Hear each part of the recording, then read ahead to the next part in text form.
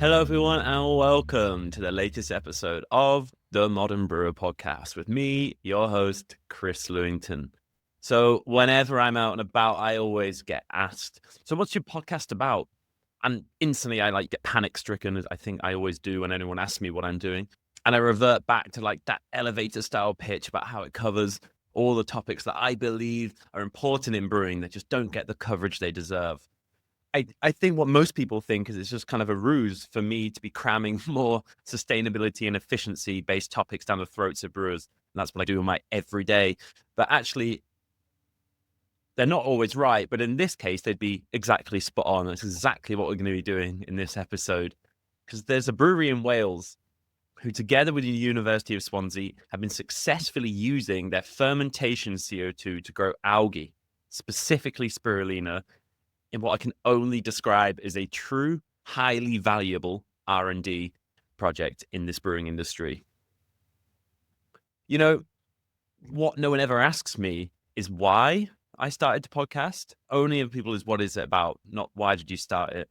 And honestly, when I first sat down and thought about doing this, one of the main goals of this podcast was to create a platform for brewers, breweries, scientists, people who have worked on projects within the brewing industry to have a platform for them to get it out there, to amplify it and build a community of people who hopefully will take action on it. So when I was recording my first ever episode on the kitchen table of my friend's house, I didn't really particularly think that platform would ever exist. But, now I fast forward 2 years, there's over 1,000 brewers that listen to the podcast now, which I know is a relatively low number, but I think it's significant to me.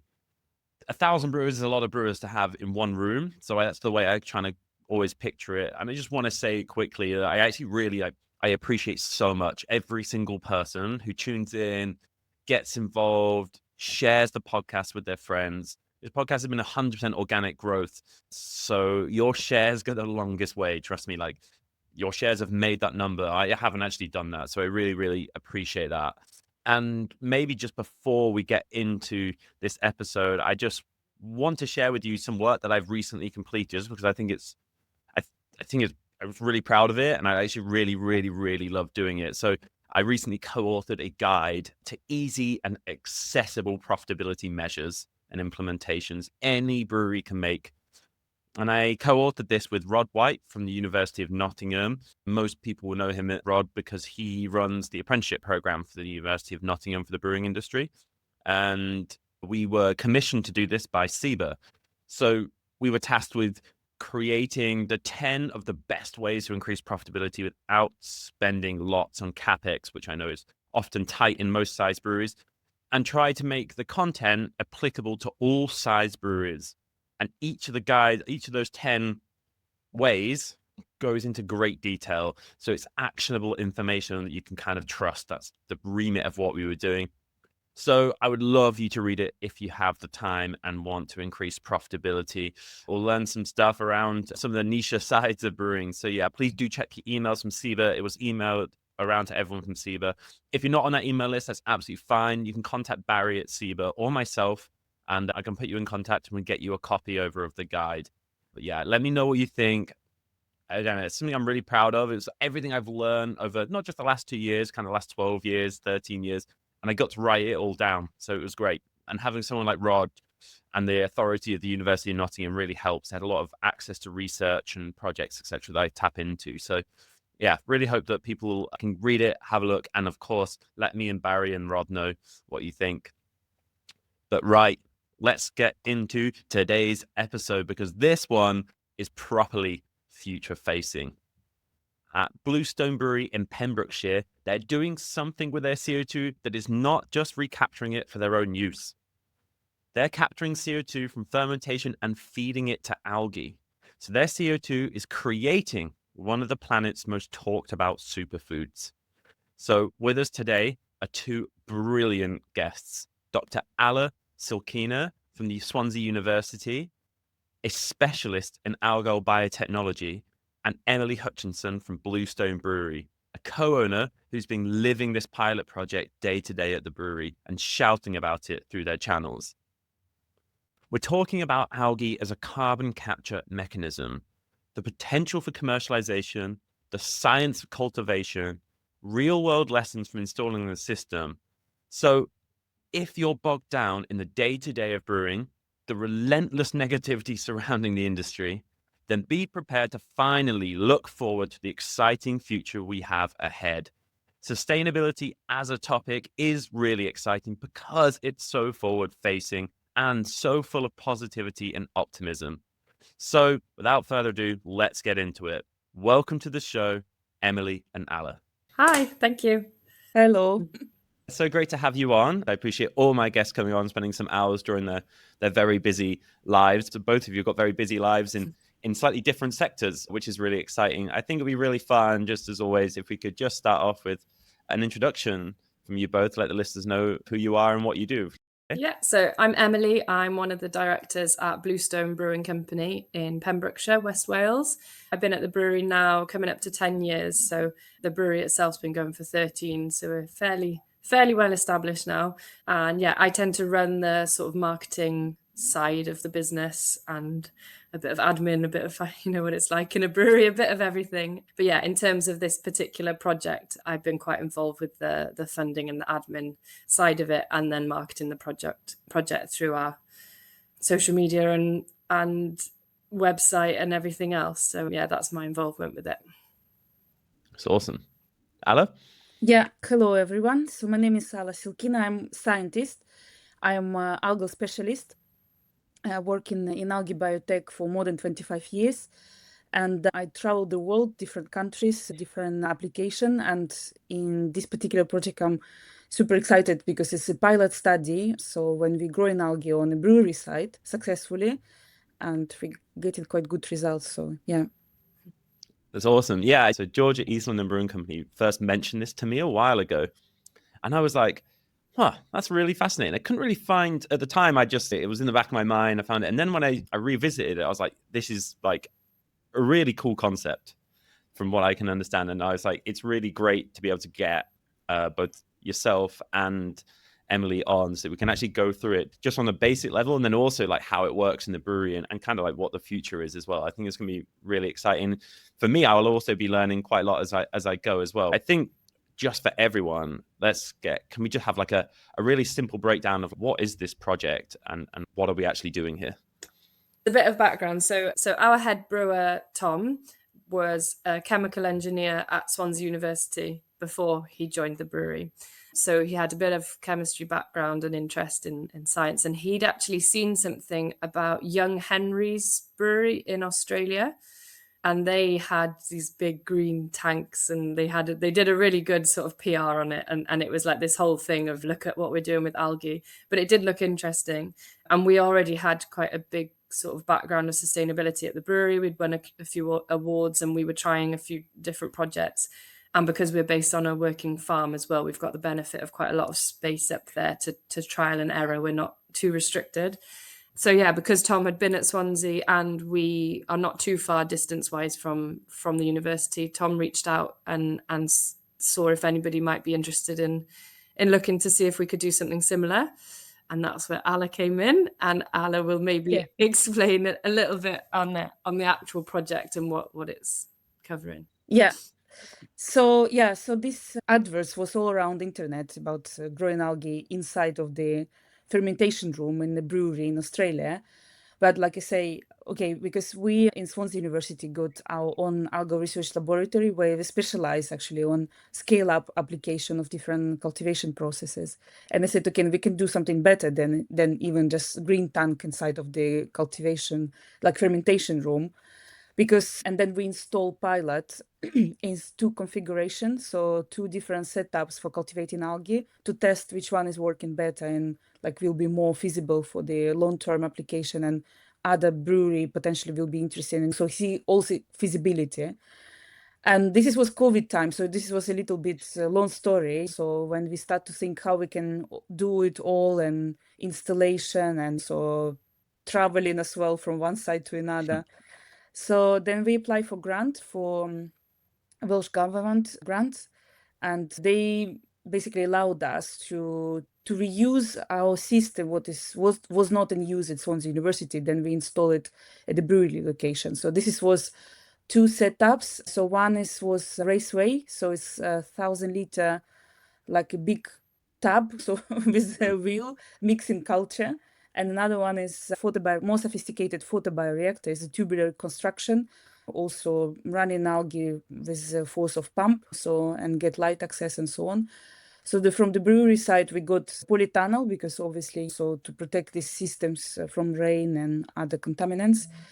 And then the CO2 supply from fermentation tanks to the pilot of algal cultivation. So it took us some time, but to be honest, it went quite smoothly, was great. And then we start our journey with cultivating and adapting different algal species and to see which one is working best, basically. Which one did you land on? What are you currently growing? So at the moment, so we test two different species. One is called Senedesmos, or Tetradesmos, with a new taxonomy. It was changing all the time with the new genetic tools to identify species. And another one is well-known Spirulina, or scientific name is Limnospira.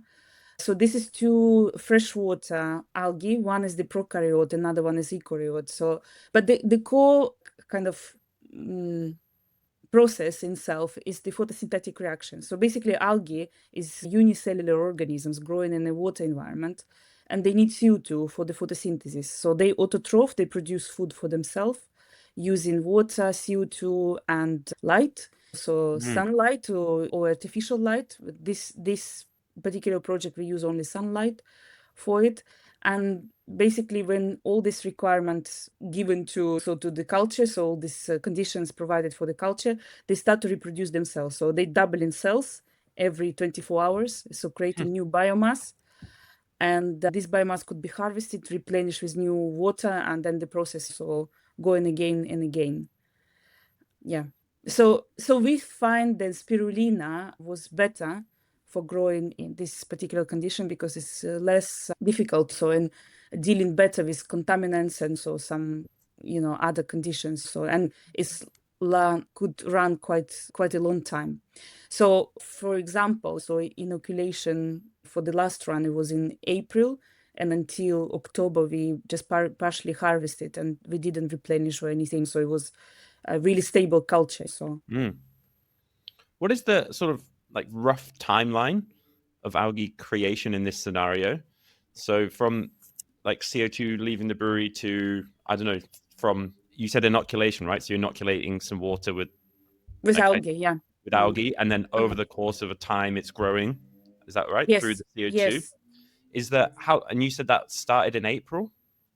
Yeah, this particular trial. So we usually run the system roughly 300 days a year. Again, because our cultivation facilities is polytunnel outside of the fermentation kind of facilities, so it's not heated. So obviously, if we got some heating or more solid construction, then eventually, potentially, we can probably do. So we may run it like all year round. So we stop for winter season just because it's not enough light and not enough temperature. Basically, it's quite cold to cultivate algae. So usually we actually stop it right now. So in mid-November, and we will restart sometime in February when it's kind of will be more stable temperature conditions. Yeah, that's a good question, actually. What are the ideal conditions for, I guess it depends on the algae, right? But on the type of algae, but let's say spirulina, what's its ideal growing conditions? I mean, spirulina is interesting one. So it's actually species was isolated from Africa, from desert. So, and it's lots of people saying they like to be growing in warm condition. And it's true, when you start the culture, it's need to be provide optimized condition and quite high temperature. But so this species is growing in very robust. So basically, strain is really robust. So why is the robustness?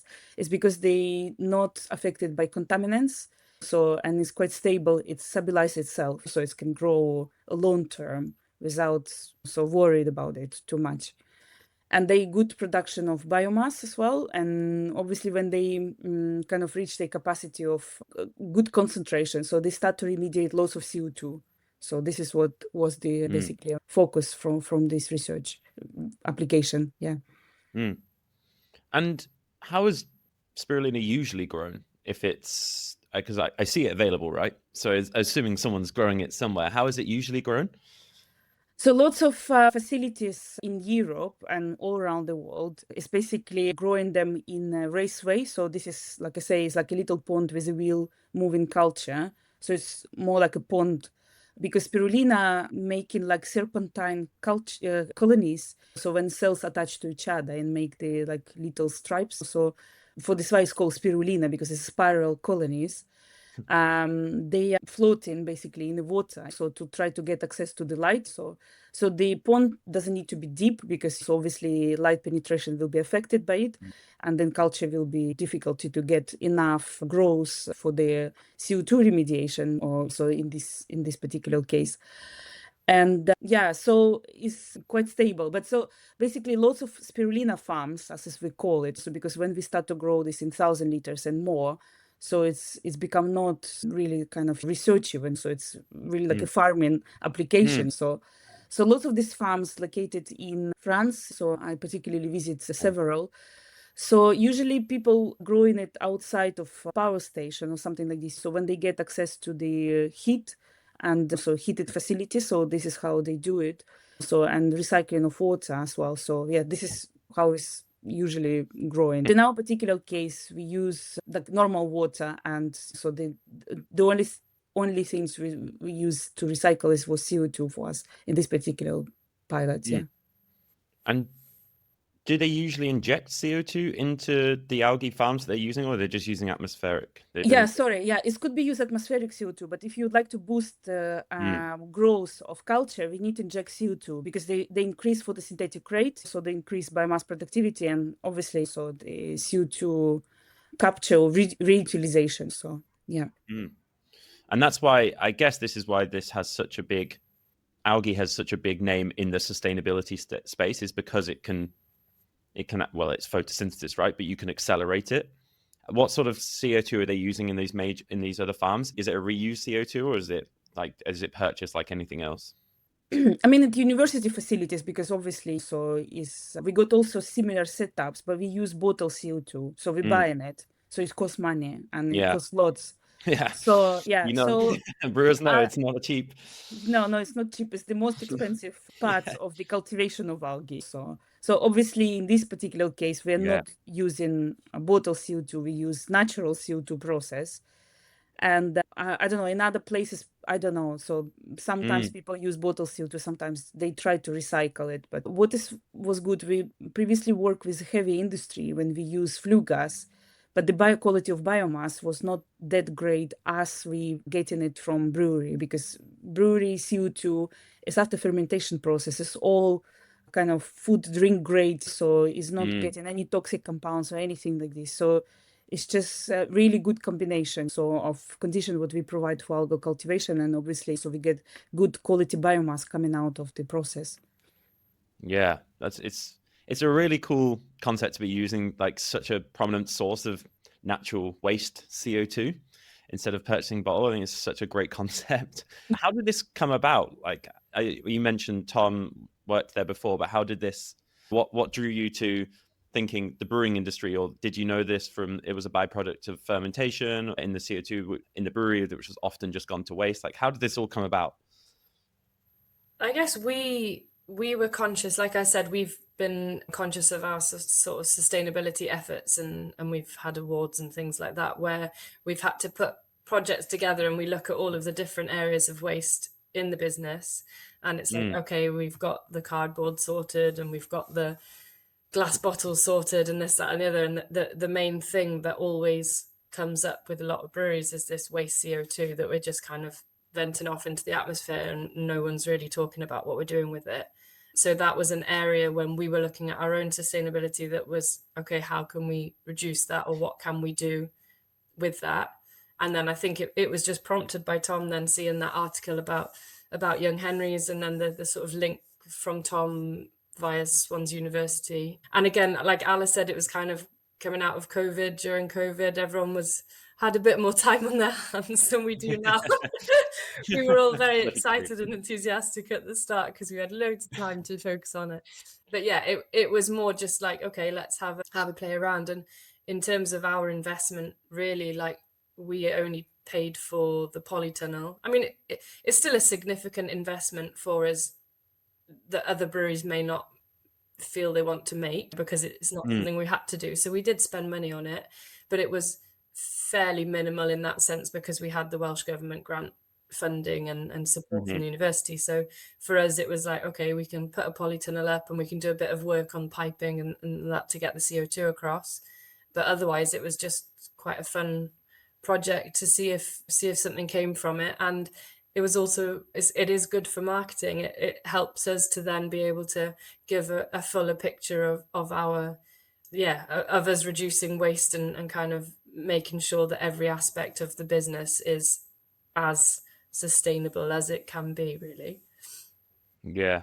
I mean, firstly, just want to say I respect it so much to be able to to look through your waste streams and actively go out and seek something like this, go and get the funding. It's not a small uptake of time. I appreciate you said it when when COVID and we'll have a bit more time potentially, but like I have a lot of respect for doing that. I think it's such a if all businesses were acted like this, the world would be in a much better place. So I do really Mm. respect what you've been doing. I think you touched on something that I'm really keen on is like the infrastructure side of this. So we probably have two sides. We probably have the brewery infrastructure, like what you had to do in the brewery to get, I mean, CO2. How do you do that? Do you have hookup points, etc., to go through into the algae section, and then the algae section of what infrastructure and how does that look? Be really good. Maybe we can start in the brewery, Emily, and then we can move over to the algae side. Yeah, again, I can start. Alan might help me a little bit as we go. I will help you, don't Yeah, worry. in terms of, so like I said, I'm involved with the brewery, but not necessarily the actual production side. So it was a little bit more Tom on that side of things. But yeah, generally, so as I explained at the start, we are, yeah, based on a farm. So we do have the benefit of a bit of extra space. So there's an area that we were able to put a polytunnel up, and then we've, yeah, piped a link from the brewery over into the polytunnel there. But yeah, in terms of the brewery setup, again, like I said, there was a cost to it, but it wasn't substantial. I think it's more to do with the space to be able to do it. There's a lot of breweries who are based in like sort of small commercial units, or it. I think we really did have the luxury of being able to put the polytunnel up, which maybe not every brewery can do.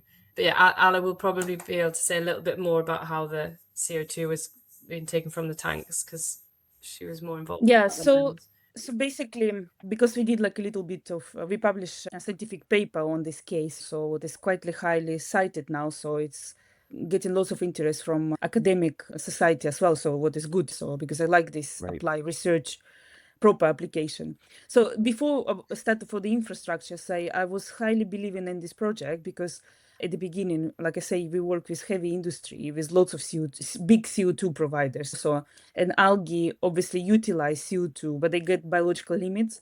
So I want to try something more feasible. So then so just do like a small impact or small effect on like a big steel production or some other companies before I work. So I was quite enthusiastic from the beginning because basically how this works. So algae getting CO2 for their photosynthesis, but usually it was calculated. And again, we slightly modify these numbers working on a brewery side as well. So each kilogram of algae can absorb in the literature is 1.8 kilograms of CO2. So this is kind of proportion. So in brewery side, we increase it for spirulina. So we go 2.2 kilograms of CO2 for 1 kilogram of algae. So it was quite good. Like Emily said, so infrastructure coming from the fermentation. So usually, so in the breweries, so all CO2 is produced by fermentation process when the beer basically produce. Part of the CO2 and most of the CO2 is used for the carbonization of drinks. So after the fermentation process is finished, but usually it's like 4 kilogram for 100 liters of beer. So 4 kilogram of CO2 produced for 100 liters of beer. And then we potentially could use 3 kilograms for decarbonization, and then 1 kilogram of CO2 is just basically going to the atmosphere for each 100 liters of beer. And then, so in this case, we collect all the CO2, and we thought about to get like some kind of reservoir to keep it, so and use is needed. But at the end, we didn't do it like this. So obviously, so we directly pump it to our cultivation setup. So it's like I said already, it was use polytunnel, and then inside we got 1,000-liter raceway and 400 liters photobioreactor. So we got in total capacity 1.4 thousand liters so of the system. And so we got like a flow rate, set up a specific flow rate to go like slow release, so whenever is available.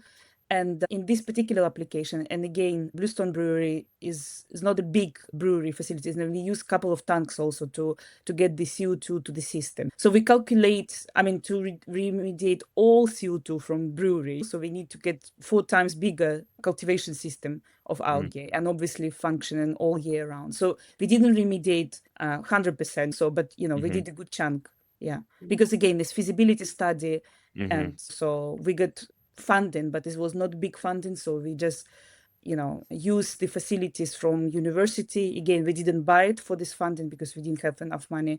Yeah, that's really interesting. So just to go over, like, how much of the fermentation CO2 is captured by or converted by the current system that you have?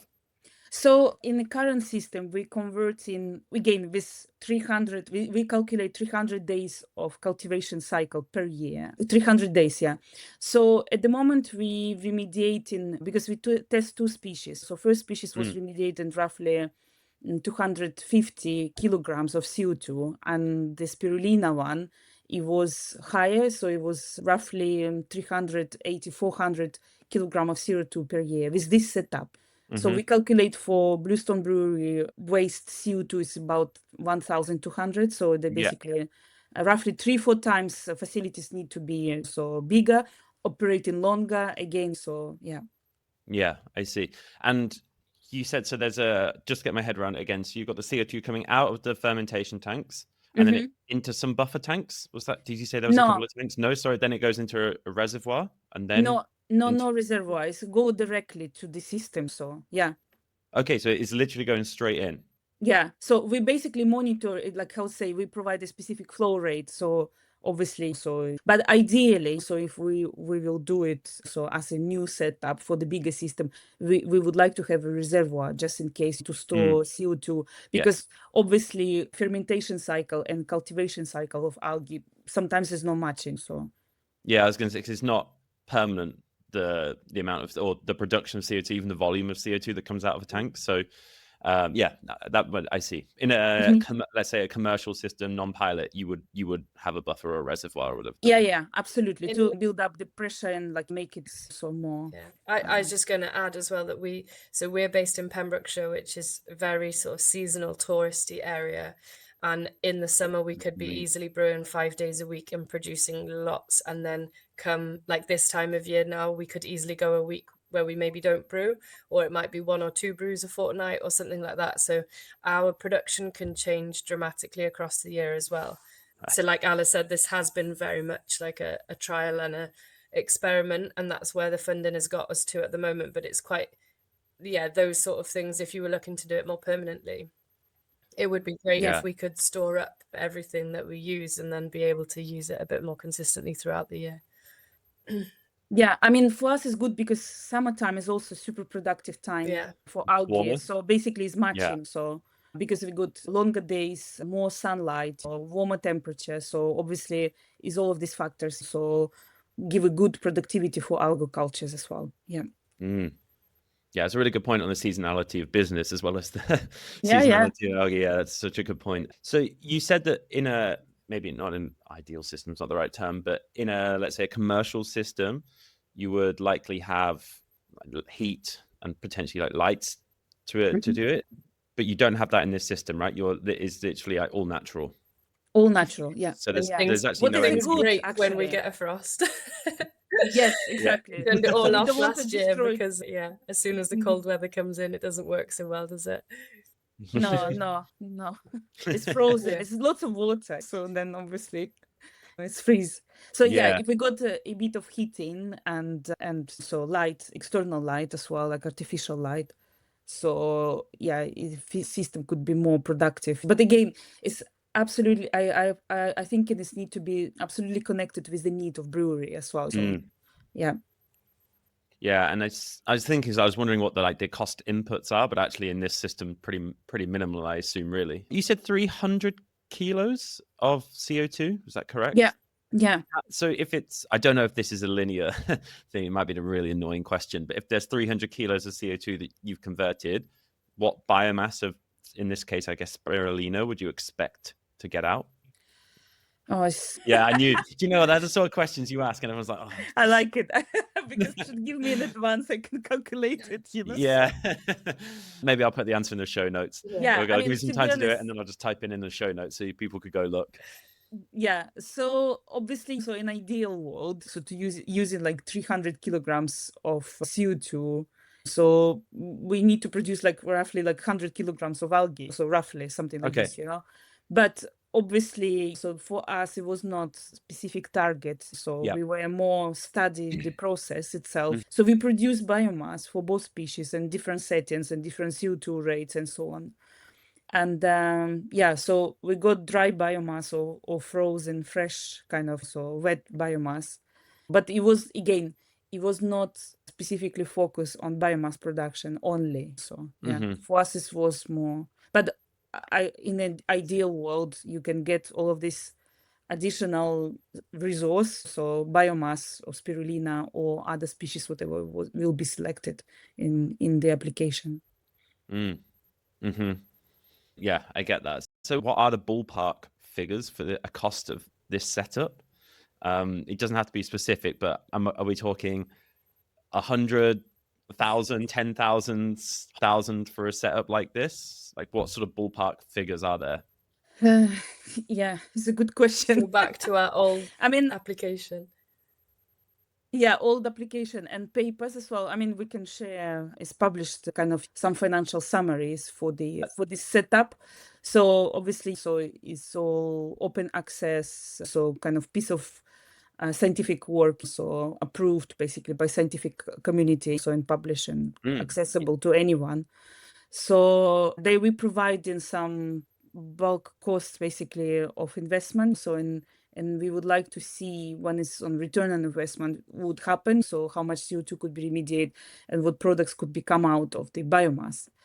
So, but yeah, to be honest, like we use system what we bought from one of the commercial companies. So basically after this study, we focus more on like photobioreactor is more sophisticated, more expensive system. It's basically tubular setup when we run in culture like in a closed loop. But tap, so like in the raceway, is cheaper. And to be honest, in brewery setting, we think rather to use the sophisticated system, we get couple of more on this simplistic system because it's a good quality of CO2, is good quality of water. So and its Mm. culture is growing, so it doesn't need to be.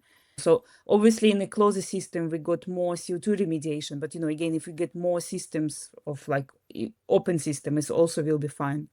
So yeah, this is Mm. kind of main conclusion. So I just looked on the paper that you sent me Yeah, before, Alla. It says £2,025 for total cost. Is it's that for per total year? investment, is it? Yeah. Yeah. Yeah, that's hardware and operations, electricity, consumables, transportation, and downstream processing. It says Okay. 2,000 here with the. But I think it's 2000 is again with the cost of setups. We not buying them every year. So for Yeah, now that's amazing. That's what I was yeah, thinking. It's 10 we times less than running I thought it would be. exactly. So we running the system already for I don't know 3 years probably, is it, Yeah, I Emily? think so. So and Maybe then Wow. longer. yeah, yeah, even longer. Yeah. So obviously it's for these setups, investment needs to be done from the beginning, but then it's could last more than 10 years plus. So yeah. Yeah, it's saying here's 20. It says 300 days per year, hardware costs calculated based on a 20-year lifespan. Okay. So the cost per year, yeah, okay, 925. The operation was 1,100, the total cost being 2,025. And then the benefit of doing this was I won't go through break it down, but it was 1,217. So you call that Okay. like Yeah. a year and a half payback effectively, if those numbers are correct. So that's great. Yeah, but this is we're not taking in account any like how to say green credit or Yeah, for exactly. Yeah, CO2 such a good point. taxation and so on. Because in Wales, the proper system in place will be from 2030, and then we'll see how it all will go. But obviously, so is a good step up front, so just to reduce this cost. Yeah. Mm, The other thing worth mentioning as well from the brewery side of it is we were able to claim some R&D tax relief for this project, great. Mm. which I was surprised because I thought that maybe because it had been funded and stuff, there may be some complications or anything with that, but it wasn't. And because we were able to claim for some of the money that we had invested ourselves. So we paid for the polytunnel, but we did also then lay some like gravel and stuff to clear the area, and we had to do a few things with pipe work and things like that. So yeah, we were able to claim some relief on that for the Great. research and development as well. I mean, this feels like genuine research and development. Yeah. I know those R&D tax credits get they Totally. get people really pull what an R&D really means to get those tax credits. Yeah. I've been a part of those things before. Yeah. I'd say um, as well, I don't know if Alla might agree, but obviously for us, it's been so involved with Swansea University, and they've been like the guide with it all. And then obviously they've come and they've introduced the new cultures, or they've done any of the testings and things like that. I think that for a brewery to just go and do this, that cost has to be thought about as well, because a brewery could easily just buy a raceway very true. online maybe and get one delivered, but actually like the expertise of knowing what to do and how to make sure it's working properly, it's quite important that you're paying for somebody's time to help with that as well. Mm-hmm. Yeah, yeah. Because like I say, at the beginning needs basically some specialist involvement, but then so it could be learning process. So, but yeah, it's true. To start by your own is quite difficult. Yeah. I would agree. Yeah. Yeah, and maybe the space thing is going to eliminate. And when you're saying that, Emily, and you're saying small commercial units, I was like, I live in London. I was just thinking of all those railway arches. Yeah. I was like, space is a premium. But It, if anything, actually, if you think when this brewery is closer together, it really amplifies this yeah. because they could equally all pipe to the same bioreactor, etc. Sorry, Yeah. it wasn't Yeah.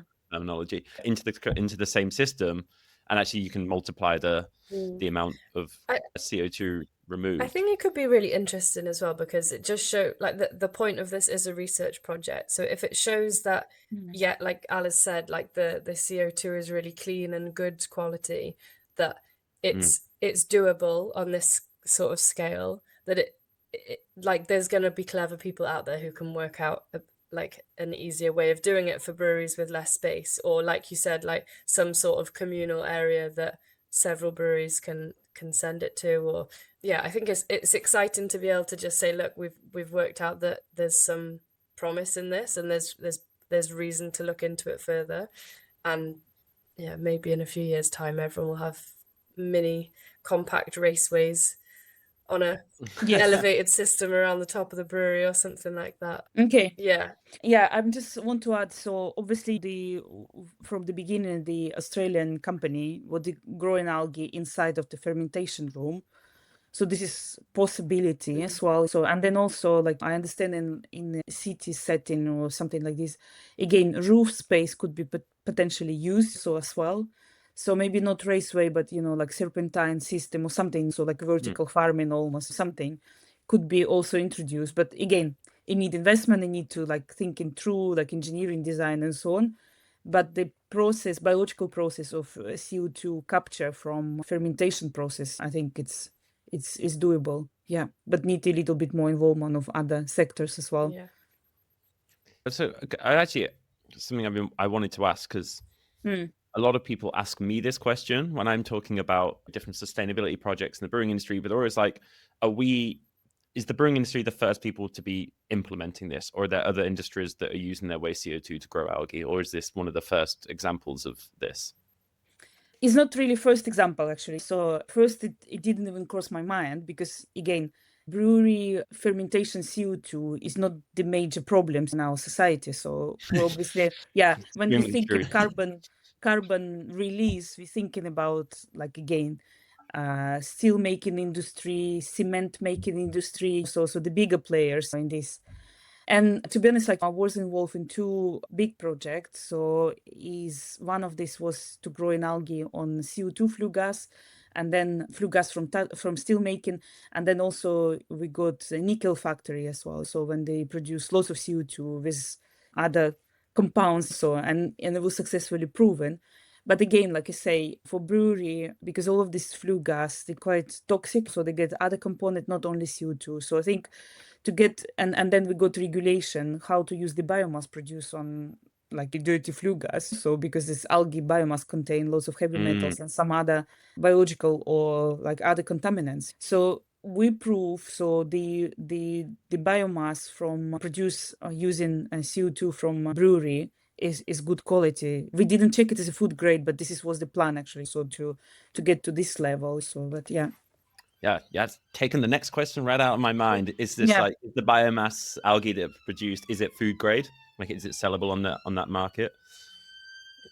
Yeah, I mean, to be honest, like it is because so the CO2 is really clean, and then so, but we didn't get any contamination or anything, but we didn't go to the step of like certification and so on because it was not in scope of the project. Yeah, So yeah, totally understand. Yeah. yeah, but biomass is specifically for this trial when we use Senedesmos and spirulina. So spirulina get really high content of protein. So at the moment it's used lots in different application from food supplement for like addition of, I don't know, some different juices, smoothies. So even this summer I saw in Pret, it was selling coffee with a shot of spirulina, so as a blue phycocyanin, and then another phycocyanin. So basically we got pigment from spirulina, what is called phycocyanin, and this pigment get lots of health benefits and like so. And again, people now start to be ready and they understand from the marketing perspective as well. So it's less resistant to take the supplement and use on daily basis, basically. Yeah. Yeah, it's quite an exciting thing. I was like one of the only algae I can name you is spirulina. To be Because it's honest. very well known all Yeah, around it the is. world, Yeah, so yeah. But it's we in got Pret. Must be well known. exactly, yeah. So I mean we got many other species as chlorella or so others. So I mean if we talk about algae use, so most of the use algae is Haematococcus. So this is one of the strain producing astaxanthin. It's a red pigment and the salmon industry. So we can see red um like fish. So but this is not produced by fish because animal body cannot produce these pigments. It's come from food. So and then they accumulate in their body and we use it health benefits. So for like omega-3 and omega-6 oils, what everyone is needed basically for metabolism and so on, but animal body cannot produce it. Only it's come from plants and from microalgae in this marine setting. So yeah. It's so fascinating. That's awesome. If you had to do this project again, starting from scratch today, with all the knowledge you have now, what would you do differently? Oh, So it will probably not do anything different, but for the next step, I will focus on biomass now. So just because we kind of complete the first step, and then what we can do with the biomass. So we got several application for it. So and we're still ongoing because we got lots of interest of the circularity of approach. So because we use waste material producing new product and how we can use it next. So we got lots of companies and lots of academic even research focused and interested by this process itself. But yeah, the new avenue is coming. Yeah. And where can you sell? Do you sell this out, the spirulina that you create in the brewery? And if so, what, or if not, where does it go? Like who buys it? Can people buy it?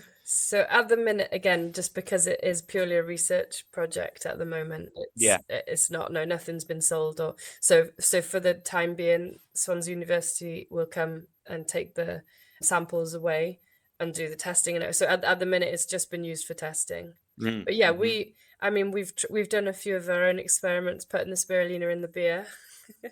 Yeah, Yeah, I it was gonna was say that tasty. must have been happening. That's so fun. That's it. It looks like very green when you first put it in, but we're not we're not confident enough yet to either put it in a can or a keg and expect that it will still be the same color by the time it's poured. But yeah, so we're sort of playing around with that a little bit, and hopefully we might get to a point where we can use it in a bit of a marketing thing, and bring a bit more attention to the project by selling it within the beer. But yeah, I guess eventually, I mean, again, Alla will say a little bit more on this, but we were linked with another company in Wales called PhytoQuest in the original project, and they were looking at sort of pharmaceutical use of some of the biomass produced. So there's option. Again, correct me if I'm wrong, Alla, but I would say that maybe the amount that we would produce is not going to be huge to suddenly make a business out of it, but it could just be a nice little thing that's an add-on to the existing brewery that sparks a bit of interest. But maybe far bigger scale breweries, they could actually make some money out of it, Profitable, maybe. yeah, Yeah. products, yeah, it's totally, it's only was research projects. So obviously we're not Yeah, yeah. commercial entities, so the main focus of Bluestone Brewery was to still sell beer. So and then so we kind of recycle all the other components. So Mm, from research perspective, so we analyze the biomass. Again, is clean, good biomass with good amount of protein and phycocyanin.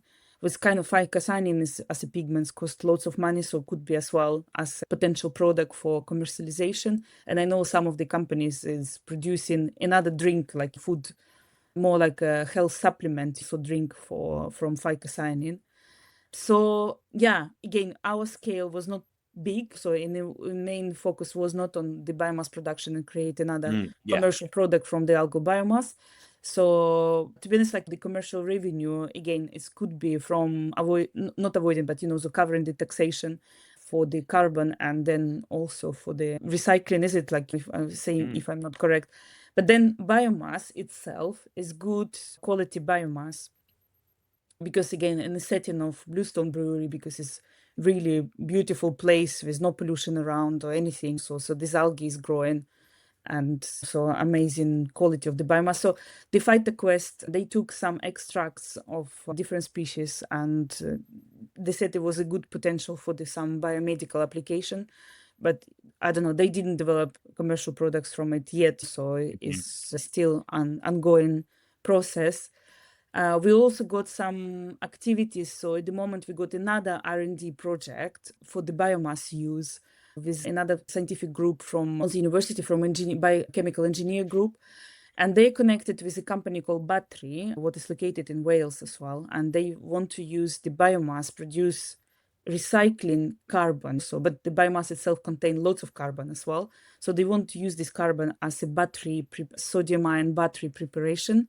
So it's still ongoing research, so we didn't get the results yet, but it sounds like a cool application. So recycle carbon to use carbon for something other useful product, but not like a food or health so application.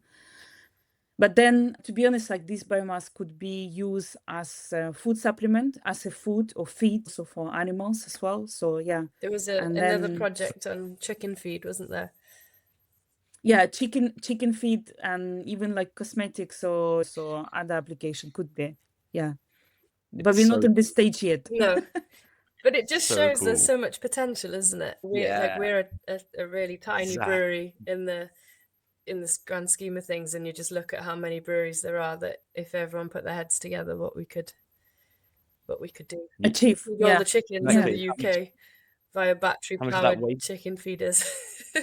Yeah. I know it's mental because I'm a sucker for the commercial opportunity in a good No, way. it's good. Yeah, When people are like, it's obviously solving an issue, which is CO2 by just being created during the brewing process and often just goes out. Yeah. So solving that problem, but then actually using it for something that's useful within in the world, it just seems like such a cool opportunity. And if those numbers are, if the infrastructure is not super expensive, then there's a reason for this. A business or people can go into people's breweries and put that in and just sell off the algae to return their own commercial gain, but then the breweries also having their problem solved to the CO2 coming Yeah. out at a good time. It seems like a win-win-win. It's a really, really cool thing. it's absolutely win-win. Yeah, but Yeah. yeah, obviously, so it was like a feasibility study, so pilot operation as well. But yeah, the big application will be amazing. There's a lot of breweries, Mm. there's a lot of breweries out there. Do you think, Um, Alec, you just said then that like where we are, obviously we've got very low pollution and it's very rural setting. Do you think that a brewery in the middle of London would like if they could have a similar setup, do you think they would get quite different results? I don't know. So obviously we need to test, so to say it's for sure. So, but like I say, algal biomass is not only one product coming out. So if you do extraction of specific pigments and it costs fortune, so the rest, whatever is in the biomass, it could be chucked in a anaerobic Mm, digester or something. So and it will be Yeah. fine. Mm. mm, But I mean, obviously, so algae is like a plant or like mushroom. If they grow in like really polluted areas, so better not to eat it. So I think it will be quite similar. Yeah. I think, but you can extract one of the compound. What this will be, but primarily yeah. goal is just to reduce the CO2 going to the atmosphere, Yeah. and this is successfully proven. And it's in city setting. Actually, in Singapore and some other places, they do like now like a panel with algal cultivation, so for the air purification purpose only, so they don't even care about the biomass. Or like I don't know, so yeah, some other places now in the Middle East, so because the air quality there and like so it's not good, so yeah. Okay. Mm. So it's also cleaning the air as well. Well, London could definitely do with some of that. Mm. Yeah. That'd be great. Yeah, it's really fascinating. And again, once again, I just want to say, like, for both of you and obviously Tom and everyone else who's involved, I think it's such a great project. And this is like, for me, this feels like true R&D, like from the offset. And it's the potential of it just sounds like seriously exciting to me. And I'm sure to a lot of people listening, they're going like, this, is it unreasonable in the next, I don't know, 5, 10, 15 years that every breweries are beginning to convert into algae and actually selling that on or using that to purify X, Y, and Z. It seems like a really cool opportunity, and yeah, I think it's amazing. So I just want to say, like, congratulations! Like, this is like true R&D, and I really think this is Thank what you. the industry could really do with loads more of. So I really appreciate it. Thank you. Yeah, just to add to it, yeah, thank you. It's like good communication between like academic partner for us and industry. Bluestone Brewery was amazing. It was went really smoothly. We understand each other. So this was like main problem sometimes. So because people could be like overprotective about their place and so on. But Mm-hmm. also from university perspective, again, blue sky research is great, but so more focus now on impact and application as well. So what is coming? I mean, it's good for me because I like this applied research. Yeah.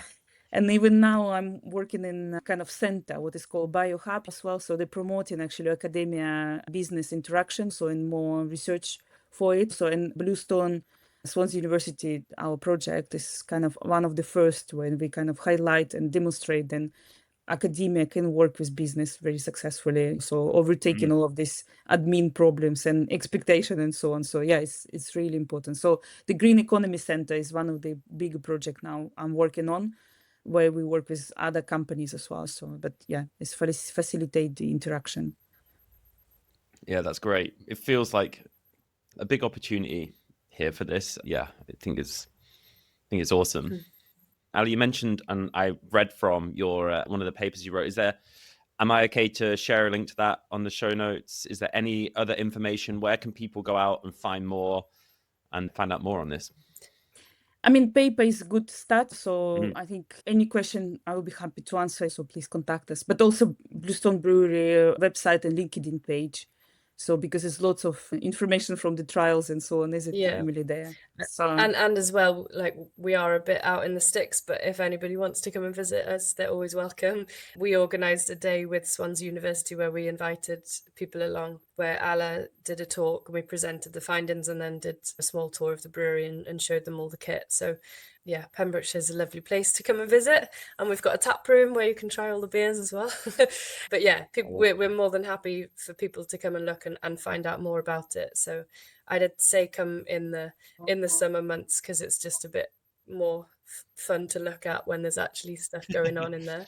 yeah, But yeah, I mean, we plan to restart the cultivation in February, so for next year. So yeah, yeah, so please come along and visit. Yeah, will be good. yeah, Yeah.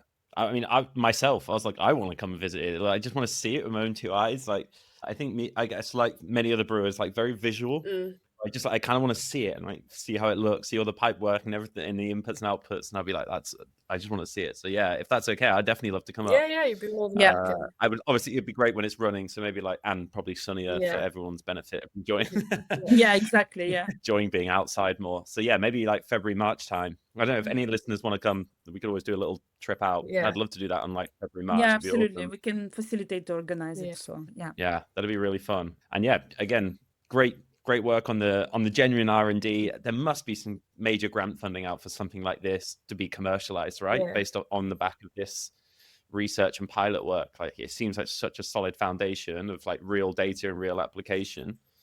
I'd say that's one thing as well. We've always been quite fortunate with funding, not just with this, like for equipment and things like that in the brewery as well. But I think there is actually a lot out there I mean, we're very fortunate in Wales. I can't say the same. I've not had a brewery in England. I don't know if it's the same, but there is help out there for this sort of thing, or there might be help out there. And our experience with the university has only been positive, and they were really keen to get involved and stuff. So if people are interested in doing it, then just pick up the phone and get in touch with your local university, or do a bit of there might be help out there that you don't know about. It doesn't have to be a big cost to the business. You might find that there's already some sort of project in the pipeline, or there's funding there that you didn't know about. So it's a good point. And actually what you guys did at Bluestone, you have that vision of like, well, we have this waste, we want something to do with it, and let's talk to people who can help us solve that problem. And then it, R&D and project work comes out from that sort of like passion and drive to change something in your process or your waste stream or something. I think brewers could take a lot from that way of thinking as well, not just this specific project, but actually just that way of thinking of like, well, I've got this problem, and then you can go speak to a university, a research partner or someone, or get together with other groups of brewers and actually try to solve that problem. That's why I think it's so like commended at the start, because I see it's actually a thought process from you and Tom and other people. It's like, I want to solve this problem, and then from the back of that, we've got this amazing R&D research. So I think that's awesome. Look, thank you so much for joining me on the Modern Brewer podcast. I really, really appreciate it. And yeah, I will leave your contact details in the show notes if that's okay. Any questions from anyone, please do fire them away. I think the guests actually love getting messages about this, so don't feel like you're pestering or harassing. So I think it's really nice, and just start that conversation again. And especially with episodes like this, where it's very like forward facing and very exciting new projects, I think the more we talk about it, I think the better it is. So yeah, thank you so much both for coming on and spending your time sharing your like quite frankly amazing research with us. So thank you so much. Thank you, Chris. Thank you, Emily. Well, I truly loved that kind of episode. New technology, R&D. One of the reasons I started this podcast was to give those types of things a good platform to get into the ears of brewers.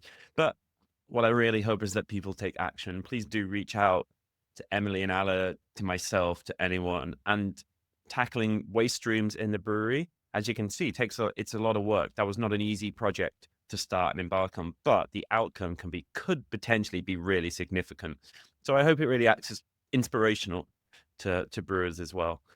Now, the next episode is going to be a return of probably the one type of episode I get asked about the most, which is bringing real life brewing problems and asking people to solve them. I did it about this time last year, and I have got an absolute banger of a problem to bring to you in the next episode. I've got a guest with me as well, because that person brought that problem to me, and I thought I couldn't crack it. And I was like, this is great. I want to hear more, and I think everyone wants to hear more. So yeah, that's going to be the next episode, the Christmas episode. Once again, I'm actually buzzing for it. So yes, that'll be in the next few weeks' time, and I look forward to seeing you on the next episode of the Modern Brewer Podcast.